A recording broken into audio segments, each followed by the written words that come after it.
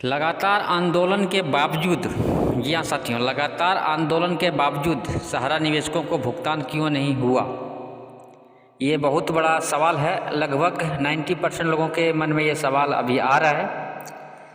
जितने भी साथी दोस्त सहारा चैनल से जुड़े हुए हैं, सहारा लेकर जो अपडेट जानकारी रखते हैं, सबके मन में ये सवाल पैदा हो रहे हैं। अभी मेरे को हमेशा से कमेंट आ रहे हैं कि इतना करने के बाद भी कितने सारे संगठन आंदोलन कर रहे हैं पिछले कई सालों से। अमित शाह जी ने पोर्टल भी लॉन्च किया, पोर्टल के से भुगतान भी करने का दावा किया, इसके बावजूद भी भुगतान अभी तक नहीं हो पाया है। इनका असली वजह क्या हो सकता है, असली कारण क्या हो सकता है, ये चीज़ जानना बहुत ज़रूरी है। और बहुत लोगों के मन में ऐसा सवाल भी आ रहा है और मेरे को कमेंट भी आ रहा है, और मेरे मन में ही भी ये सवाल आ रहा था। लेकिन मैं आज एक वीडियो क्लिप लेके आया हूँ, आप लोग के साथ साझा कर रहा हूँ। ये वीडियो क्लिप संयुक्त ऑल इंडिया जन आंदोलन संघर्ष न्याय मोर्चा के राष्ट्रीय अध्यक्ष अभय देव शुक्ला जी एक डिबेट में एक मीडिया के सामने इस बात को सामने लाया है, सच्चाई खोला है और बताया है कि आखिर के ऐसा क्या मजबूरी सरकार या सहारा का हुआ कि पैसा देने में सक्षम नहीं है, पैसा नहीं दे पा रहे हैं। आखिर के पैसा उनके पास है नहीं है, या पैसा देना नहीं चाह रहा है, या और क्या कारण है, सारा चीज़ आपको A to Z हम इस वीडियो में सुनाने जा रहे हैं लाइव प्रूफ के साथ अभय देव शुक्ला जी से। तो आप वीडियो को पूरा देखिएगा, सुनिएगा, समझिएगा, और जितने भी सहारा लेकर अपडेट देते हैं, जानकारी देते हैं, अगर आपका पैसा सहारा में फंसा हुआ है तो आप इस तरह का चैनल को ज़रूर सपोर्ट करिएगा और वीडियो को पूरा अंत तक देखिएगा। मैं बड़ी स्पष्ट रूप से बात बताऊं कि सहारा प्रबंधन तंत्र के कूटरसित प्रयासों और उसमें सरकारी मशीनरियों का, खास तौर पे जन नेताओं का जो बड़े पूंजे पदों पे बैठे हैं, उस गठजोड़ ने लगातार प्रभावित किया है, उसको पल्लवित पुष्पित किया है और परिस्थितियां ये निर्मित किया है कि उसको बंदर बांट करके देश के निवेशकों का पैसा देना ही नहीं चाहते थे। हम सभी लोगों ने आंदोलन लड़ा, सरकारों के पास तक जाके खड़े हुए, सरकारों के ऊपर दबाव बनाया, 5,000 करोड़ रुपए जारी करवाने में सफलता प्राप्त करी। उसके बीच में उस पैसे में सरकारों ने ये कमिटमेंट लिया कि 10,000 करोड़ रुपए बांटे जाएंगे, लेकिन डिफिशियंसी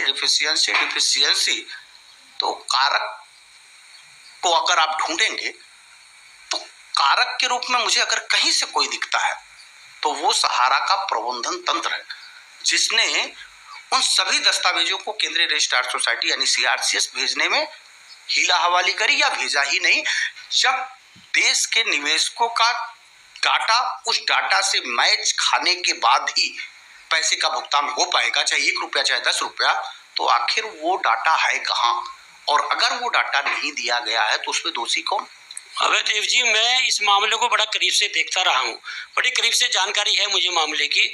सारा का मैनेजमेंट तो नियत ठीक ही नहीं थी भुगतान के मामले में, और उसी को लेकर आप लोगों ने आंदोलन किया। ऑल इंडिया जन आंदोलन संघर्ष न्याय मोर्चा, ठगी पीड़ित जमाकर्ता परिवार, ठगी पीड़ितों की आवाज़, अखिल भारतीय जन कल्याण मंच, तमाम संगठन आंदोलन करते रहे, लेकिन आंदोलन करने के बावजूद भी जो है आप लोगों का भुगतान नहीं हो पाया। सारा रिपोर्ट पोर्टल लॉन्च का क्या हुआ भाई? 5,000 करोड़ रुपए जो जारी किया सारा सीबी के खाते से, उसका क्या हुआ? भुगतान नहीं हो पाया। बड़ी समस्या ये है कि भाई भुगतान हो क्यों नहीं पाया? तमाम आंदोलन, तमाम याचिकाएं, तमाम जो है सारा रिपोर्ट पोर्टल का हल्ला। मेरा प्रश्न सीधा सीधा ये कि बड़ी वजह रही क्या कि भुगतान निवेशकों का हो नहीं पाया? अभय देव जी, मैं स्पष्ट रूप से आपसे बता रहा हूँ संजीत जी, मैंने जब आंदोलन को शुरू किया तो मैंने पहली प्रथम दृष्टया ये दोषी माना था, क्योंकि मैं सहारा में पैसा लगाया था, हमारे तमाम साथियों ने सहारा में पैसा लगाया था। तो सहारा कंपनी के विरुद्ध हम सभी लोगों ने पहली बार लखनऊ में आंदोलन किया, दबाव बनाने की कोशिश की, लेकिन वहां तो मुझे लगा कि इसका कारक कोई दूसरा है। इन्होंने जो पैसे का भूमिका बनाई है, जिसपे उनको लाइसेंस जारी किया है, हम इनसे मांगते मांगते थक जाएंगे, वो हमको उलझाते थका देंगे। इसके जिम्मेदार कारकों को हमने ढूंढना शुरू किया, तो पाया कि इसकी बहुत सारी जिम्मेदारियां और जवाबदेहियां भारत की सरकारों के ऊपर है। माननीय सुप्रीम कोर्ट का हवाला देके भाग जाने की कोशिश करते थे। आप कह रहे हैं कि देश के निवेशकों का पैसा कैसे अभी तक मिल नहीं पाया इतने बड़े आंदोलन के रूप में? आप ये कैसे कह रहे हैं कि देश के निवेशकों का पैसे का भुगतान नहीं मिल पाया?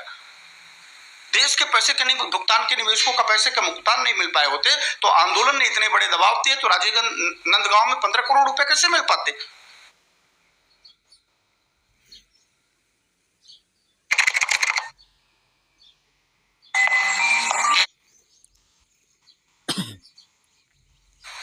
यह आंदोलन की देन थी। आप समझिए ना कि अगर ये दबाव आंदोलन ने तय किया, बड़ा किया, पैमाने पे किया, तो वीरेंद्र सिंह सोलंकी जैसे लोग जो है हमारे संगठन के प्रदेश अध्यक्ष थे और जावरा विधानसभा में 7 करोड़ रुपए कैसे बंटवा डाले उन्होंने? लगभग 200 करोड़ से ज्यादा आंदोलन के दौरान बांटे गए। ये पैसे बांटे गए निवेशकों के बीच में, वो भी दबाव करके, गिरफ्तारियां लगा के, उनको जेल के सलाखों के पीछे बैठ के बिना नमानत जलद जड़ गए। 3 दिन बीत बोले राम सको तब भय न हुए न प्रीत की नीति को अपनाया गया और इन्हों के ऊपर वो डंडा भी चाबुक चलाया गया। वो चीजें, सभी चीजें की गई जिससे उनको भी भय हो और वो जो अपनी जेबों में खजाने भर के बैठे हैं उनकी संपत्तियां ना बिकने पाए, उनकी परिस्थितियां निर्मित ऐसी ना हो पाए कि उनके पब्लिक घेर ले, दबाव बनाए, वो सारी की सारी आप छोड़ के भाग गए। अबे देव जी 5000 करोड़ रुपए सारा सेबी के खाते से जारी किए गए, कितना उनमें से भुगतान हो पाया निवेशकों का? साल से ज्यादा सहारा सेबी के मामले को उलझाने का श्रेय किसका था? 1-4 आने पैसे क्या निकलवा पाई थी? मध्य प्रदेश में 14 तारीख को ऑल इंडिया जन आंदोलन संघर्ष न्याय मोर्चा ने, हमको याद है वो डेट, 14 मई को जब हम लोगों ने बड़े पैमाने पे आंदोलन किया था, वहां पे 18 मंत्रालयों को अमित शाह जैसे लोगों ने बुला के दूसरे दिन सुबह यह जारी कराया कि मैं सॉलिसिटर जनरल को भेज करके 5000 करोड़ रुपए उसमें से लेके आऊंगा, और लेके आई। ये आंदोलन का दबाव था और लेके आई। और अगर मैं कह रहा हूं कि अगर उस पैसे का वितरण सही ढंग से नहीं हो पाया तो इसमें ऑल इंडिया जन आंदोलन संघर्ष न्याय मोर्चा का दोष थोड़ी है, इसमें उन सहारा प्रबंधन तंत्र लोगों का दोष है, उन भारत की सरकारों में बैठे जिम्मेदार लोग, अधिकारियों का दोष है, मंत्रियों का दोष है, जिन लोगों ने कूट रचित साजिश करके इस पैसे का बंदर बांट ही कर लेना चाहते थे। ये तो शुक्र मनाइए कि अमित शाह जैसे चाणक्य नीति को बहुत पहले इस बातों का पता लग चुका, चुनाव सर पे था, सरकार ये बात समझ चुकी थी कि सहारा प्रबंधन तंत्र अपनी कारस्तानियों से बाज नहीं आएगा। बार बार उनसे मांगे जाने के बावजूद उन्होंने पूरे प्रपत्र वो नहीं सौंपे जिससे देश के मतलब आपका सीधा कहना कि सारा के में भुगतान के मामले में सरकार दोषी नहीं है, सारा प्रबंधन दोषी है। अगर गंभीर ना होती तो इतने बड़े पैमाने पे चुनाव के जीतने के बाद, सरकार तीसरी बार बनाने के बाद ठीक 1 महीने के अंदर इतनी बड़ी कार्रवाई आपको देखने को ना मिलती। ये कोई कानूनी लड़ाई, कानूनी आदेश नहीं जारी हुआ है जिसके नाते सेबी का ईडी का बड़े पैमाने पे लखनऊ में छापे पड़ गए, कलकत्ता में छापे पे बड़े पैमाने पे पड़ गए।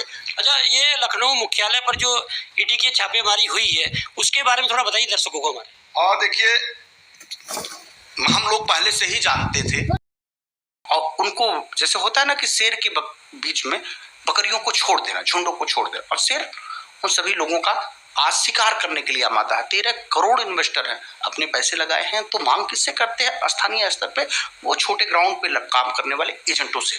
और आज सबसे ज्यादा कोई पीड़ा में है, कोई आत्महत्या कर रहा है तो वो है एजेंट।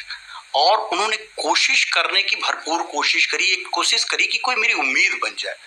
ऑल इंडिया जन आंदोलन बनकर आई, निकली, लड़ाई लड़ना शुरू किया, लेकिन दुर्भाग्य इस बात यह है कि उस प्रबंधन तंत्र की 3 कैटेगरियों में कुछ ऐसी कैटेगरियां थी जिसने एक कमांड और होल्ड किए रखा है अभी तक, जो मैं कहूं कि दबाव बना करके उन छोटे एजेंटों को, जिन लोगों को ग्राउंड लेवल पे काम करना था, उनको एक डर और के माहौल में रखा कि तुम्हारा पैसा, तुम्हारा टीडीएस, तुम्हारा एफएफ, ये सब खत्म हो जाएगा।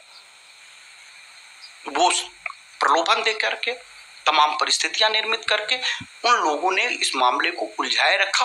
कारण और नतीजा यह है कि हम भुगतान के बेहद करीब पहुंच करके भी भुगतान नहीं करा पा रहे हैं। वो कैटेगरियों में बांट देने के कारण हमें तो उन्हीं लोगों ने लूटा है जो अपने हैं, और वही लोग बीच में उसको कूट रचित साजिश, सहारा जितना कर रही थी, सहारा की कंपनी जितना कर रही थी, उससे कहीं ज्यादा सहारा के प्रबंधन तंत्र में जिन लोगों ने गलत तरीके से भ्रष्टाचार करके अपनी संपत्तियां अर्जित करी हैं, उन लोगों ने रोकना शुरू किया है उन लोगों का, जिससे देश के निवेशकों का भी पैसा नहीं मिल रहा है। और आए दिन आपको सूचना मिल रही है कि एक रूरल टाइप साइड का कार्यकर्ता पीड़ित असहाय परिस्थितियों में अपने परिवार को छोड़ के निकल जा रहा। तो मामला सरकारों से नहीं दिक्कत है, हमको सरकारों तक जगाना था, हमको सहारा प्रबंधन तक बड़ी पुरजोर कोशिश के साथ अपनी बात पहुंचानी थी। हमने न्यूज़ 15 का सहारा लिया, तमाम छोटे छोटे और इन्वेस्टेड यूट्यूबर साथी थे उनका सहारा लिया, तमाम हमारे साथियों ने मेहनत किया। 5,000 से 7,000 लोग जो कंटिन्यू आंदोलन कर रहे हैं, संख्या कम नहीं है, बड़ी पैमाने